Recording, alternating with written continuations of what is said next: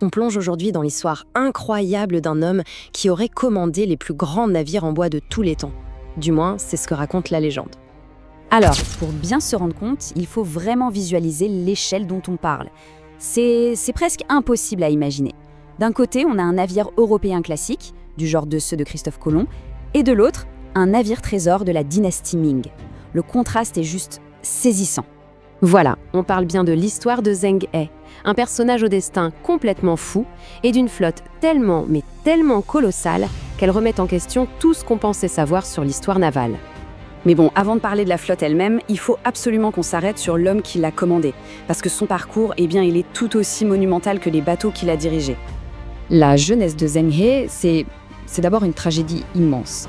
Imaginez, à 10 ans, il est capturé juste après la mort de son père. Son destin aurait pu s'arrêter là, sombrer dans l'oubli. Mais c'était sans compter sur son intelligence et sa loyauté qui l'ont mis sur un chemin, disons, extraordinaire. Il se retrouve au service du prince Zhu, et attention, pas comme un simple serviteur, non.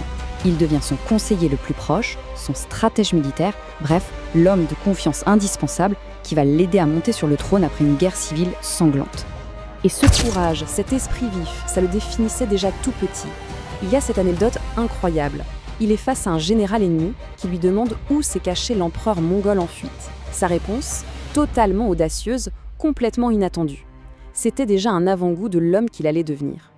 Et puis, il faut parler de son physique. C'était littéralement un géant. À une époque où la taille moyenne tournait autour d'1,70 m, lui, il dépassait les 2 mètres. Forcément, ça en imposait. Une présence physique à la hauteur de l'ambition démesurée du projet qu'on allait bientôt lui confier. Parce qu'il faut bien comprendre une chose, cette flotte, ce n'était pas juste pour le plaisir de l'exploration, loin de là. C'était avant tout un outil politique extrêmement puissant, au service d'un nouvel empereur dont le pouvoir était loin d'être assuré. L'empereur Yongle, il est arrivé au pouvoir de manière assez violente, donc il avait un énorme besoin de légitimité. Et cette flotte, c'était sa déclaration au monde entier. Le message était clair, la Chine est le centre de l'univers, point.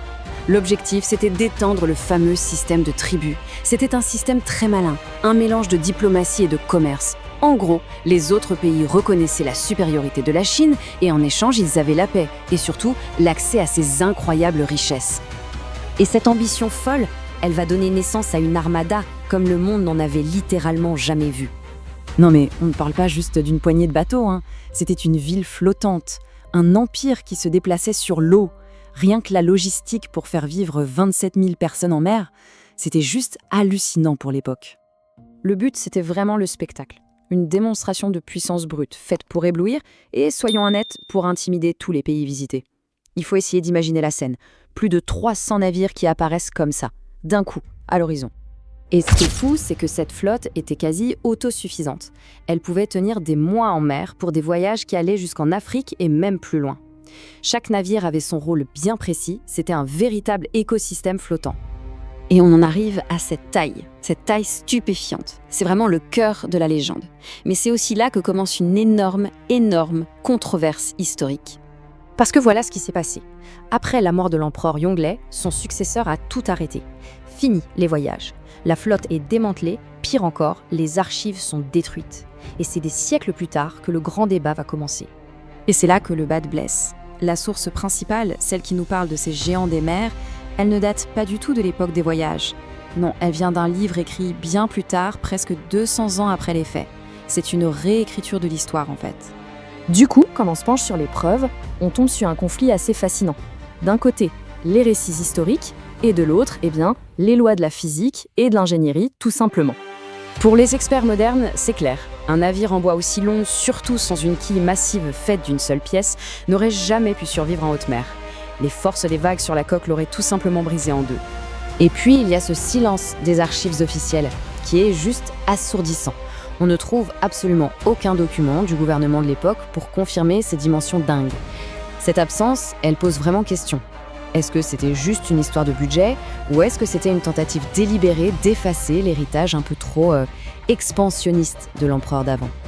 Mais alors qu'on pourrait penser que l'affaire est classée, que c'est juste une légende, voilà qu'une preuve physique, bien réelle, vient tout chambouler. On est en 1957. Des ouvriers sont en train de creuser près de Nanjing, sur le site des anciens chantiers navals, et ils tombent sur un truc. Un truc qui ne colle pas du tout, mais alors pas du tout, avec la version sceptique de l'histoire. Et tout le mystère, il est là, dans cet objet. Un mât de gouvernail de cette taille, c'est juste monstrueux. Pour bien comprendre, c'est la grande pièce de bois verticale sur laquelle le gouvernail pivote pour diriger le bateau. Et là, les scientifiques font leurs calculs et la conclusion est vertigineuse. Un gouvernail aussi massif, ça correspondrait à un navire qui pourrait faire jusqu'à 160 mètres de long. C'est encore plus grand que ce que la légende elle-même racontait. On se retrouve donc avec un conflit fascinant. D'un côté, ce qu'on pense être possible, et de l'autre, ce qui a peut-être vraiment existé. C'est un rappel assez incroyable que l'histoire est remplie de mystères qui ont la vie dure, et que parfois il suffit d'un seul objet, sorti de la boue après des siècles, pour faire vaciller toutes nos certitudes.